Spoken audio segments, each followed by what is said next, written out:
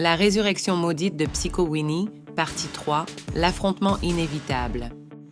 Carlos et Eyluck mènent la chasse. Ils suivent les traces de Psycho Winnie à travers les ruines jusqu'à ce qu'ils arrivent dans une salle ouverte, illuminée faiblement par des cristaux magiques incrustés dans les murs. Là, ils trouvent Psycho Winnie, affaiblie mais visiblement en proie à un conflit intérieur. Psycho Winnie, faiblement, « Carlos, aide-moi, je ne peux pas !» Avant qu'il ne puisse finir sa phrase, la malédiction prend le dessus et Psycho Winnie lève la main, projetant un sort sombre vers Carlos. Ce dernier l'esquive de justesse. « Eyluck, il ne contrôle plus rien, Carlos !» Carlos. « Non, je ne vais pas l'abandonner. Il est toujours là, quelque part, je le sens. » Carlos avance lentement vers Psycho Winnie, les mains en l'air pour montrer qu'il ne veut pas se battre. Il regarde Psycho Winnie avec compassion, essayant de percer la carapace de son désespoir. La silhouette menaçante de la faucheuse se profile en arrière-plan, observant la scène avec une présence inquiétante. Carlos, écoute-moi, Psycho. Tu m'as toujours soutenu, même quand j'étais perdu. Laisse-moi te rendre l'appareil.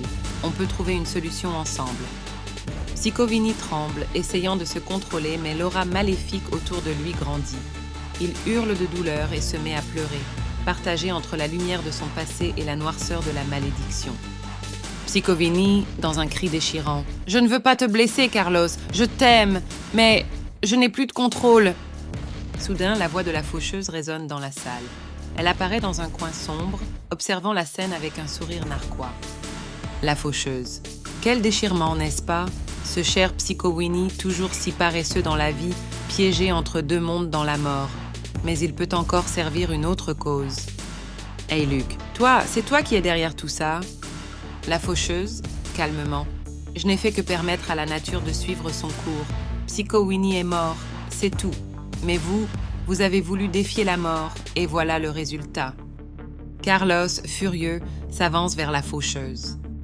Carlos, « Je trouverai un moyen de l'aider, avec ou sans toi. » La faucheuse. « Peut-être, mais il est bien plus utile pour moi tel qu'il est maintenant. Il peut rejoindre mon armée de serviteurs ombragés. Imagine, un Psycho Winnie zombifié, déchaîné, luttant à mes côtés. » Psycho Winnie, luttant contre la malédiction, parvient à parler malgré tout. Psycho Winnie. « Non, je ne veux pas devenir une arme.